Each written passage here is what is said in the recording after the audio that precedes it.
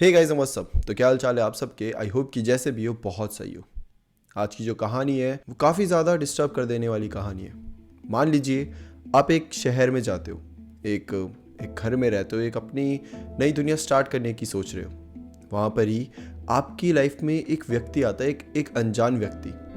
आप भी उसके साथ घुल मिल जाते हो और धीरे धीरे आप लोगों की वाइब ऐसी हो जाती है कि नहीं, ये तो कभी अनजान था ही नहीं। इनफैक्ट वो तो आपको अपनों से भी अच्छा लगने लगता है। और फिर जब आपको लग रहा होता है कि ये अनजान व्यक्ति एकदम सच्चा है, एकदम अच्छा है, इसके साथ मेरी वाइब मैच होती है, ये मेरी फैमिली मेम्बर टाइप ही है, तब आपके सामने आता है एक सच। एक ऐसा सच जो कि पूरी दुनिया से छुपाया गया हो। एक ऐसा सच जो कि शायद आप भी किसी को कभी बता ही ना सको, कभी प्रूव कर ही ना सको। एक ऐसा सच जिसकी वजह से आपकी पूरी ज़िंदगी बदल जाए। ऐसा ही कुछ हुआ था रजनी के साथ। रजनी जिसने आज अपनी स्टोरी हमसे शेयर करी है। रजनी दिल्ली में रहती थी। दिल्ली में एक घर था जहाँ पर वो रहा करती थी। उसका घर नहीं था, हाउस ओनर कोई और था, बट उसकी जॉब आसपास ही थी तो उसने वो घर ले लिया था। घर एक मंजिला ही था, मतलब वही रहती थी सिर्फ, और कोई नहीं रहता था। और जो हाउस ओनर था वो कहीं और रहता था। ठीक है, रजनी अकेले ही वहाँ रह रही है। रजनी आई, उसने पूरे घर को साफ सफाई करके चमका दिया। अब वो वहाँ रहने लगी है। लेकिन एक चीज़ थी जो रजनी नोटिस कर रही थी। करीबन 3-4 दिन से उसने नोटिस किया था कि जस्ट उसके घर के सामने एक और घर होता था जहाँ पर एक बूढ़ी औरत रहा करती थी। पूरे दिन वो अकेली रहा करती थी, वो किसी से बात नहीं करती थी। पहले दिन रजनी को लगा ठीक है, इसके घर वाले कहीं गए होंगे। दूसरे दिन लगा कि घर वाले अभी तक आए नहीं और इतनी बूढ़ी औरत बेचारी को अकेला छोड़ के चले गए। ऐसे करते करते 5वां दिन आ जाता है, लेकिन उसके घर में कोई आता ही नहीं है। वो बूढ़ी औरत अकेली ही है, सारा काम अकेले कर रही है। आधे टाइम ऐसे बाहर सीढ़ियों में बैठ जाएगी, गलियों को देखेगी, गली में कोई उससे बात नहीं कर रहा है। रजनी को भी बड़ा बुरा लग रहा है उस औरत के लिए। औरत खुद ही खाना बना रही है अपने लिए, खुद ही बर्तन धो रही है, और बहुत बूढ़ी एज में बेचारी। रजनी जितना उसे देखे उसको उतना ही बुरा लगने लग जाता था। रजनी के लिए, सबके लिए क्या होता है, आप अपने ऑफिस से आए हो, आप फ़ोन में लग जाओगे, है ना, आप कुछ और करोगे, आप अपना माइंड डाइवर्ट करोगे, आप अच्छा फ़न करोगे अपना। लेकिन रजनी के लिए ये काइंड ऑफ डेली एक्टिविटी हो गई थी। वो ऑफिस से आती तो विंडो के सामने बैठ के बूढ़ी औरत को देखती और उसकी जगह खुद को रखने की कोशिश करती कि अगर मैं इसकी जगह होती तो मैं क्या करती। अगर मैं तो सर्वाइव ही नहीं कर पाती यार, मतलब इतनी कम एज में आपके घर वाले नहीं, कुछ नहीं, मैं कैसे रह पाती। जितना रजनी ये सब सोच रही है उतनी उसके अंदर एम्पैथी जो है वो जागे जा रही है और उसको बस बुरा लगे जा रहा है उस बूढ़ी औरत के लिए। एक टाइम आता है जब जो हाउस ओनर होते हैं वो आते हैं, वो ऐसे ही आ जाते हैं कि ऊपर छत में कुछ चीज़ें थी तो वो ले जानी थी। तो वो रजनी से भी पूछते हैं कि बेटा कैसा जा रहा है, सब कुछ सही है ना, यहाँ पर कोई भी दिक्कत तो नहीं हो रही। रजनी ऐसी बात कर रही है तो उसने ऐसी बातों बातों में पूछा कि अंकल जी ये जो सामने बूढ़ी औरत रहती है ये है कौन और ये अकेले क्यों रह रही है। तो अंकल जी बोलते हैं कि बेटा इनकी भी काफ़ी सैड स्टोरी है। ये बेचारी, पहले इनकी एक छोटी बच्ची हुआ करती थी, करीबन तुम्हारी ही एज की थी, और उसकी एकदम से मौत हो जाती है और तब से ये अकेले ही रह रही है। इनका शायद कोई फैमिली मेम्बर नहीं है, या मतलब कोई भी इनसे पूछने नहीं आया। इनफैक्ट जब बेटी की मौत हुई थी तब भी कोई नहीं आया था। तब से ही ये ऐसे ही अकेले ही रह रही है। क्या कर सकते हैं, बेचारी किस्मत की मारी हुई है। इतनी इतनी बूढ़ी उम्र में भी इन्हें सब कुछ अकेला झेलना पड़ रहा है, अकेले करना पड़ रहा है। दया तो सबको आती है, लेकिन कोई इनसे बात नहीं करता। और बेटर होगा कि तुम भी इससे बात ना ही करो। अब ये एकदम से शिफ्ट था, समझ रहे हो कि अभी तक सब बोल रहे हैं कि अच्छी है, बेचारी है, ये वो, और एकदम से अंकल ने बात ही पलट के बोल दिया कि तुम भी इससे बात मत करना। तो रजनी कंफ्यूज हो गई कि मतलब ऐसा क्यों बोल रहे हो आप। तो अंकल ज़्यादा बताते नहीं है, बोलते हैं कि बस ऐसे ही कुछ हरकतें करी है इन्होंने। कहा जाता है कि जब से बेटी गई है तब से थोड़ी पागल हो गई है, तब से इनका थोड़ा दिमागी संतुलन बिगड़ गया है, और जिस वजह से आप लड़ने लग जाती है, तुम्हें मारने लग जाएगी, बोलने लग जाएगी, गालियाँ देने लग जाएगी। तो इसीलिए फिर लोगों ने इनसे दूरी बना ली है, और इसीलिए तुम भी बेटर ही रहेगा कि इनसे दूरी बनाए रखो। ये बोलकर अंकल चले जाते हैं। रजनी भी अब नॉर्मली हो जाती है कि ठीक है, अब ऐसा है तो भी मैं क्या करूँ। बट वही है, डेली एक्टिविटी बन चुकी है। उसकी नज़र ना चाहते हुए भी बार बार अपने खिड़की के बाहर खड़ी हो जाएगी और उस बूढ़ी औरत को देखती रहेगी। अच्छा, ये बूढ़ी औरत क्या है कि इसके हॉल की खिड़की हमेशा खुली रहती थी। शायद उसे अंदर सफोकेशन होती थी या जो भी है, खुली रहती थी तो दिखता ही रहता था। मतलब वो जब खिड़की खोल के देख लो आपको खिड़की के थ्रू बूढ़ी औरत दिख जाएगी। तो रजनी जितना उसे देखती रहती, रजनी को उसके लिए कहीं ना कहीं उतनी ज़्यादा दया आने लग जाती। एक समय की बात है, रजनी अपनी ऑफिस के लिए तैयार हो रही है, उसे जल्दी से ऑफिस जाना है, ब्रेकफास्ट कर रही है कि तभी उसे एक आवाज़ आती है थाली गिरने की, जो कि जस्ट सामने वाले घर, मतलब कि वो जो बूढ़ी औरत होती है उसके घर से आती है। रजनी भागे भागे जाती है और फिर वही खिड़की खोलकर देखती है। वो देखती है तो बूढ़ी औरत, शायद वो गिर गई थी, उसका पैर वैर फिसल गया था और वो ज़मीन पर गिरी हुई है। रजनी एकदम से परेशान हो जाती है, वो दौड़ते दौड़ते जाती है और सीधा बूढ़ी औरत के घर के अंदर। वहाँ का गेट जो होता है वो भी खुला ही होता है, तो रजनी धक्का देती है, गेट के अंदर जाती है और देखती है बूढ़ी औरत, मतलब ऐसा नहीं है कि बेहोश हो गई है कुछ, वो दर्द में है।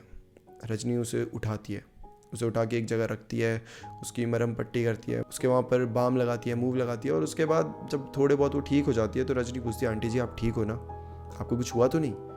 तो आंटी बेचारी बोलती है कि नहीं बेटा, बट तुम ये सामने जो रहते वही हो ना तुम? बोलती हाँ आंटी जी मैं वही हूँ, और वो सब छोड़ो, आप ठीक हो ना, मैं डॉक्टर के पास तो नहीं चलना? बोलती है नहीं नहीं ऐसा कुछ नहीं है, इतनी तो लगती रहती है, वैसे भी किस्मत ने मुझे इतना कुछ दिया है, मैं ये तो बहुत छोटी सी चीज़ है। जैसे जैसे वो अपनी किस्मत को कोसे जा रही, रजनी को और बुरा लग रहा। रजनी उस दिन उन्हीं के साथ बैठ जाती है, उसे ऑफिस जाना था बट वो बोलती है कोई बात नहीं, मैं बाद में चले जाऊँगी। वो उन्हीं के साथ बैठती है, बातें शातें करती है, बताती है कि वो कहाँ से है। बूढ़ी औरत अपनी स्टोरीज बताती है कि अच्छा वहाँ पे तो हम जवानी में जाया करते थे, हम तो दिल्ली यहाँ पर बहुत पहले ही आ गए थे, तब से मैं यहाँ अकेली हूँ, मेरे जो हस्बैंड है वो भी अब नहीं रहे, और मेरी बेटी थी। वो सब कुछ बताती है, सब कुछ। और ऐसे देखते देखते 2-3 घंटे हो गए। अब रजनी को ऑफिस से भी कॉल आ रही है कि भाई जल्दी आओ, क्या कर रहे हो? तो रजनी बोलती है आंटी जी मुझे जाना पड़ेगा, बट वो अपना नंबर दे देती है और बोलती है आपको कभी भी किसी से बात करनी हो, कभी भी कुछ ज़रूरत हो तो आप मुझे बुला लीजिए, मैं तो बस सामने ही रहती हूँ। आंटी बोलती है बिल्कुल बेटा, ये तो मतलब मेरे से तो कोई बात भी नहीं करता, और तुम तो एक अनजान व्यक्ति होकर मुझसे बात करने आई, मेरा इतना ख्याल रखा, मैं ये चीज़ कभी भूलूंगी नहीं, तुम मेरी बिल्कुल बेटी की तरह हो। और ये बोलकर अब रजनी वहाँ से चले जाती है। ठीक है, ऑफिस जाती है, ऑफिस में अपना काम करती है और ऑफिस के बाद वापस आ जाती है। जब रात को आती है तो अपने घर में एंटर ही कर रही थी कि वो सोचती है एक बार चेक कर लेती हूँ कि आंटी ठीक तो है ना, सुबह उन्हें इतनी दर्द हुई थी। जाती है, गेट खटखटाती है, आंटी गेट खोलती है तो देखती है आंटी एकदम तंदुरुस्त, सही एकदम। और आंटी भी खुश है कि अरे बेटा तुम आ गई ऑफिस से, कैसा रहा आज का दिन, ये वो। अच्छा बूढ़े लोगों का क्या होता है ना कि बोलते हैं कि बच्चे और बूढ़े एक समान ही होते हैं, उनको क्या चाहिए होता है, उनको कोई बात करने के लिए मिल जाए तो वो बहुत खुश हो जाते हैं, उन्हें प्यार करने के लिए मिल जाए तो खुश हो जाते हैं, है ना। तो वैसे ही उस आंटी के साथ भी था, उसको एक लड़की मिल गई थी जो कि उससे बात करती थी, तो वो बहुत खुश हो जाती थी। वो उसे अंदर बुलाती है और बैठती है, रजनी से पूरा पूछती है कि कैसा रहा आज का ऑफिस, ये वो ब्ला ब्ला। रजनी उससे पूछे कि आपका दिन कैसा रहा आंटी जी, आंटी ने बताया, ऐसे ऐसे बातें आगे बढ़ी। अब आंटी रजनी से पूछती है बेटा तुमने खाना खाया? रजनी बोलती नहीं मैं तो बस ऑफिस से आई हूँ, कहाँ ही अभी जाके बनाऊंगी। तो आंटी बोलती है अरे तुम्हें बनाने की क्या ज़रूरत है, मैंने बना के रखा है, हम साथ खाते हैं, मैं लेकर आती हूँ। आंटी जल्दी से उठ के जाती है, भागे भागे किचन में जाती है, वहाँ से 2 थाली लेकर आ जाती है, चावल उन्होंने बनाए होते हैं और दोनों बैठ के अब खाने लग जाते हैं। आंटी के हाथ का खाना बड़ा टेस्टी, रजनी को काफ़ी अच्छा लगा कि अरे वाह, मतलब आंटी से पहली बार बात हुई और उन्होंने मेरे लिए खाना भी बनाया ये सब। और वहीं दूसरी साइड रजनी को बुरा भी लग रहा है कि यार इतनी अच्छी आंटी है, इतना ख्याल रख रही है, इतने अच्छे से बात कर रही है, इतनी एक्साइटेड होकर बात कर रही है, और लोग बोलते हैं कि ये पागल है, लोग इससे दूर रहते हैं। मतलब उसे बहुत ही ज़्यादा बुरा, एक होता है ना कि आपको किसी को देख के बस रोना सा आ जाए, वो हालत थी रजनी की कि किस मतलब लाइफ ने क्या क्या नहीं दिखाया आंटी को, बट आज फिर भी आंटी यहाँ पे बैठी हुई है, खुश है बेचारी, हंस रही है। उनके दिल के अंदर तो क्या बीत रही होगी वो नहीं पता है, ना तो बेटी है और ऊपर से एक तो इतनी बूढ़े होकर हम जैसे इंसान जो कि इतने तंदुरुस्त है, सब कुछ कर सकते हैं, हम भी अगर अकेले रख लो ना 4 दिन तो अजीब सा होने लग जाता है ना अंदर से। और वहाँ पे वो बेचारी जो इतनी बूढ़ी है, जिनसे अच्छे से काम भी नहीं हो पाता, जिनकी एक्चुअली सबको केयर करनी चाहिए, उस समय पर वो अकेली रहकर अपना सारा काम कर रही है। सुबह उठ रही है, खाना बना रही है, कपड़े धो रही है, वॉशिंग मशीन कुछ नहीं, पोछा वोछा लगा रही है, झाड़ू, मतलब सब कुछ मिलजुल कर उसको बहुत बुरा लगने लग जाता है। उसके दिल में ऐसा होता है कि नहीं यार, बेचारी आंटी की बेटी नहीं है तो क्या हुआ, मैं उनकी बेटी की तरह ही तो हूँ, और आंटी भी उन्हें अपनी बेटी की तरह ही ट्रीट कर रही है। उनसे अपनी बेटी की तरह सारी बातें शेयर करती है, उन्हें लाइफ एडवाइस देती है कि बेटा ये कभी मत करना, वो कभी मत करना, ऐसी चीज़ें कभी गलती मत करना, ऐसे ऐसे करके चीज़ें बता रही है।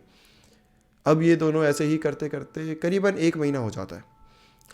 हर दिन आंटी क्या करती थी, वेट करती थी, रात के जैसे ही 8-9 बज रहे हैं तो गेट में बैठ जाती थी और देखती थी रजनी अभी तक आई नहीं, और जैसे रजनी आए, रजनी आजा जल्दी से आजा, मैंने तेरे लिए खाना बनाया है, ऐसे करती थी। रजनी भी आ जाती थी कि अरे ठीक है, और ये डेली रूटीन चालू हो चुका था। आंटी रोज़ रजनी को खाना खिला रही है। रजनी का मतलब काइंड ऑफ ऐसा हो गया था कि ब्रेकफास्ट में भी आंटी बुलाती थी। सुबह होती थी तो बेटा आजा आजा जल्दी से, मैंने खाना बनाया, दोनों मिलकर खाएंगे। रजनी कई बार सोचती थी कि आंटी आप इतना क्यों कर रहे हो मेरे लिए, मतलब छोड़ो ना, मैं खुद बना लूँगी, आप टेंशन क्यों ले रही हो। तो आंटी बोलती थी अरे इस हालत में मैं अकेले खाती अच्छी लगूंगी, मेरे साथ कोई हो जो खा रहा हो, मेरे साथ बातें करे, मुझे भी बहुत अच्छा लगता है। तो ऐसा नहीं है कि मेरे को टेंशन है, बल्कि मेरे को तो बहुत अच्छा लगता है, मैं तो चाहती हूँ कि तू रोज़ आए यहाँ पर। और ऐसे ही समय बीतने लगता है और रजनी को भी ऐसा लगने लगता है कि अब वो अकेली नहीं है, कोई है उसके साथ, कोई उसका घर वाला ही है जो उसका ख्याल रख रहा है। बट एक चीज़ थी इन सब के बीच जो रजनी के साथ हो रही थी, वो थी रजनी की तबीयत धीरे धीरे ख़राब होने लगी थी। पता नहीं क्यों, बट बहुत ज़्यादा वीकनेस उसे होने लग गई थी। उसको कुछ खाने का मन नहीं करता था, उसको तो किसी के साथ रहने का मतलब बहुत सारे सिम्टम्स थे, पेट खराब होना, तबीयत खराब होना, कुछ खाने का मन ना करना, मूड खराब रहना।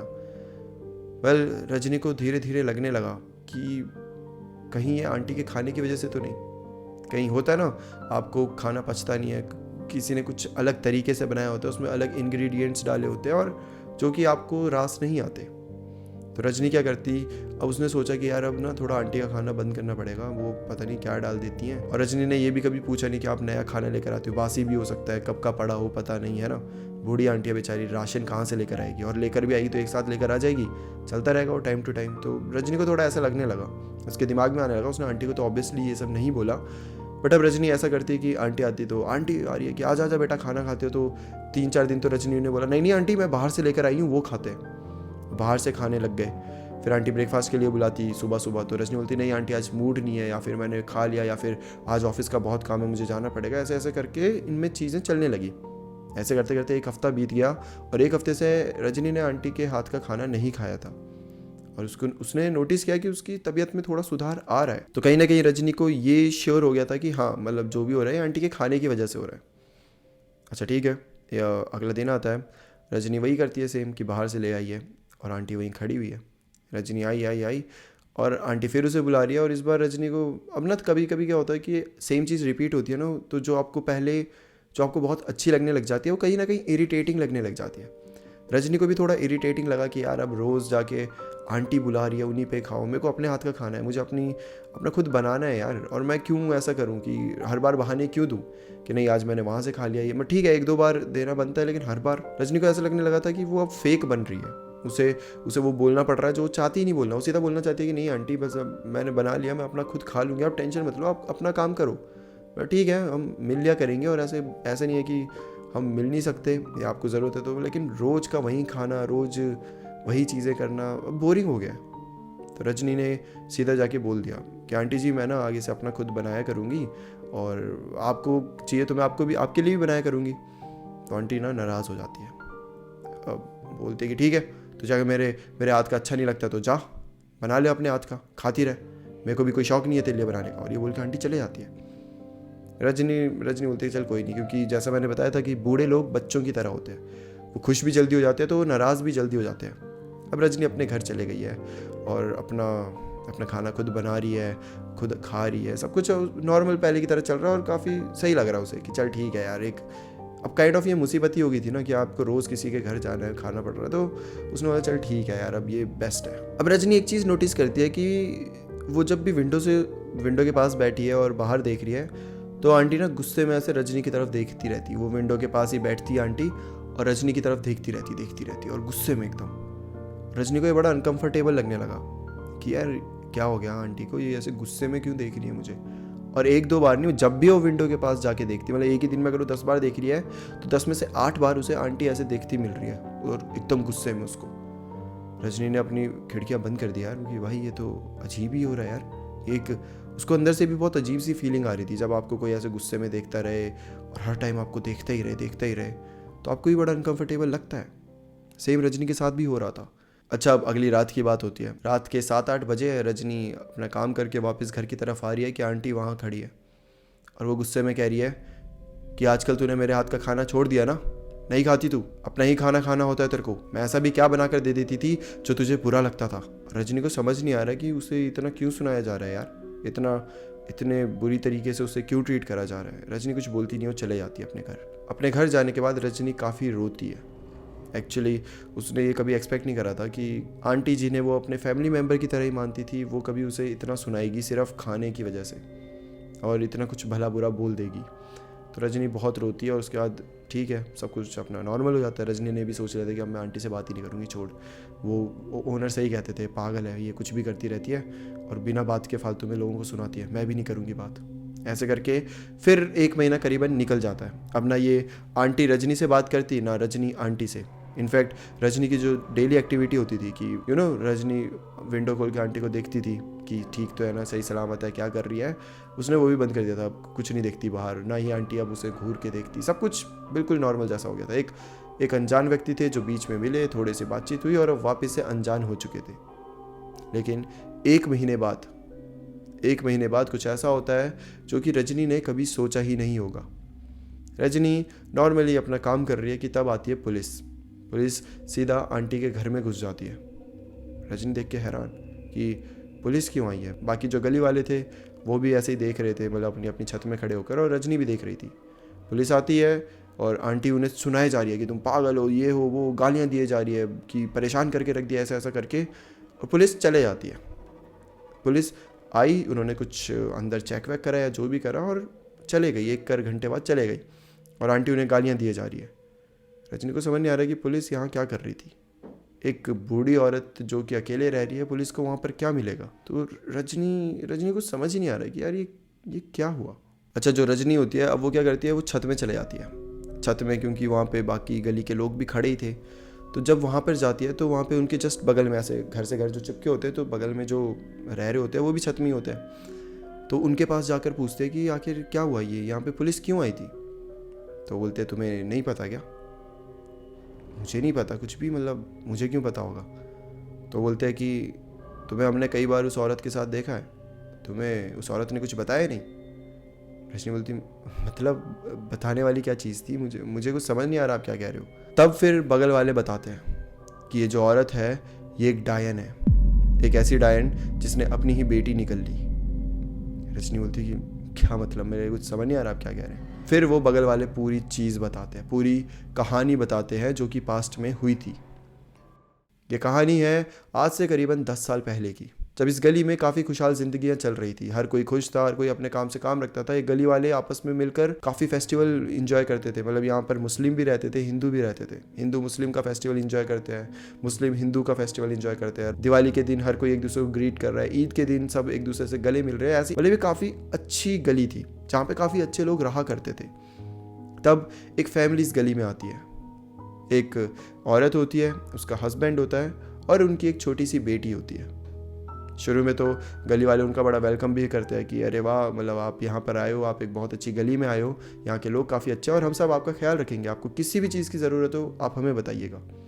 हस्बैंड काफ़ी अच्छे से इनसे बात कर रहा है, लेकिन औरत अपना घूंघट ऐसे मतलब सर छुपाकर चुपचाप अंदर चले गई है। तो इन सबको लगता है कि ठीक है।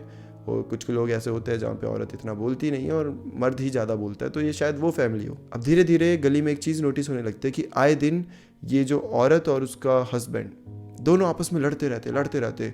हर रात को इन्हें लड़ाई की आवाज़ें सुनाई देती और ये सब भी परेशान हो रहे हैं क्योंकि इस गली में कोई भी ऐसा था ही नहीं जो लड़े, कोई ऐसा था ही नहीं जो ऐसे ऊंची आवाज़ में बातें करे। हर कोई बस अच्छे क्यूट से लोग थे और इन लोगों को रात को ऐसा सुनना इनके लिए भी काफ़ी डिस्टर्बिंग था। इनके भी अपने बच्चे रह रहे हैं वहाँ पर और गालियाँ चल रही है, गलोच चल रहा है, एक दूसरे को ब्लेम चल रहा है, ये वो ब्ला ब्ला, मारने की धमकियाँ चल रही है। तो सब परेशान हो गए और सबने क्या किया, घर में जाके बोल दिया कि देखो अगर यहाँ रहना है गली में तो बड़े अच्छे से रहना पड़ेगा, तो तमीज़ के साथ रहना पड़ेगा।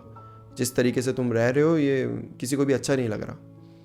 वेल ऐसा ही होता है और उस टाइम तो घर वाले कुछ बोलते नहीं है। जो हस्बैंड वाइफ होते हैं दोनों सर झुका के कि हाँ जी हम आगे से ख्याल रखेंगे, ऐसा होता है। और अगली रात को फिर वही होता है, फिर इनमें लड़ाई होती है और वो जो पति होता है वो छोड़कर चला जाता है। छोड़कर मतलब ऐसा गया कि वो वापस आया ही नहीं, आज तक वो वापस नहीं आया, इसे छोड़कर चला गया। लेकिन इन सब चीज़ों में एक चीज़ थी जो पति जाते वक्त बोलते हुए जा रहा था। वो बोल रहा था कि तू मेरी बेटी को मार डालेगी, तू सबको मार डालेगी, तेरे साथ कोई रह भी नहीं सकता, तू डायन है डायन। और ये बोल के वहाँ से चला गया। सब गली वालों ने ये बातें सुनी थी और सबके कानों में वो आवाज़ आज भी गूंजती है, सबके दिमाग में वो चीज़ आज तक है, क्योंकि पति के जाने के बाद ऐसा ही हुआ। करीबन 1 महीने के अंदर अंदर उसकी बेटी की मौत हो जाती है। मौत का कारण काफ़ी मिस्टीरियस था। बोला तो ये जाता है कि बेटी ने जब खाना खाया तो उसे फूड पॉइजनिंग हुई, जिसकी वजह से उसने खाना खाना बंद कर दिया, उसका मूड ख़राब होने लगा और धीरे धीरे करके उसकी मौत हो गई। लेकिन फूड पॉइजनिंग की वजह से कैसे किसी की मौत हो सकती है, ये आपस में एक बहुत बड़ी मिस्ट्री थी। पुलिस वाले भी इसी का ही पता लगा रहे थे और देखते ही देखते ये केस कहीं ना कहीं गायब हो जाता है। इन सब में एक चीज़ थी जो सबने नोटिस करी थी कि बेटी की मौत के बाद जो औरत होती है वो हर रात को कहीं जाती थी और पूरी रात बाहर रहने के बाद सुबह आती थी। वो औरत बहुत ज़्यादा मिस्टीरियस टाइप की लगती थी। सब ने उसे कभी ना कभी रात को बाहर निकलते हुए देखा है और जब वो जाती तो उसके हाथों में कुछ हड्डियाँ होती, शायद किसी जानवर की। किसी को समझ नहीं आता कि ये क्या कर रही है, लेकिन तब गली में एक आदमी था जिसने उसको देखा और उसने उसका पीछा किया। उसने सोचा कि यार ये क्या चल क्या रहा है हमारी गली में, ऐसे तो सबका जीना हराम हो जाएगा, मुझे पता करना पड़ेगा। और वो जब उसका पीछा करता है तो देखता है कि औरत रात को शमशान घाट में जाती थी, जहाँ पर 2-3 और भी तांत्रिक आए होते थे। ये औरत अकेली नहीं होती थी, वहाँ पे 2-3 और तांत्रिक होते थे और ये सब मिलकर वहाँ पर कुछ तो विधि कर रहे थे। मतलब इन्होंने गोले में बैठ गए, आग लगा दिया और कुछ मंत्र वंत्र पढ़ रहे हैं, जिसे देखने के बाद वो आदमी बहुत ज़्यादा डर जाता है। वो आता है और पूरी गली में ये सारी चीज़ें बता देता है और गली वालों को भी अब बहुत डर लग जाता है कि आपके बीच एक ऐसा इंसान रह रहा है जो काला जादू कर रहा है, जिसके पति उसे छोड़कर चले गए, जिसकी बेटी मर चुकी है और कहीं ना कहीं सबको ये लगता है कि उसके पीछे उस औरत का ही हाथ है। जिसके बाद से गली में हर किसी ने उस औरत से बात करना बंद कर दिया। एक चीज़ और गली में देखी गई कि सुबह जब होती थी ना तो लोग झाड़ू लगाने बाहर जाते हैं घर के, तो उनके घर के बाहर कभी किसी को नींबू मिल रहे हैं, कभी किसी को कुछ मिर्चियाँ मिल रही है, कभी किसी को चूड़ियाँ मिल रही है। कई बार गली वालों ने जाकर उस औरत से लड़ाई भी करी कि तूने ही ये रखा है, ये करा है, वो करा है, लेकिन वो औरत बोलती मैं तो ऐसा कुछ करा ही नहीं है।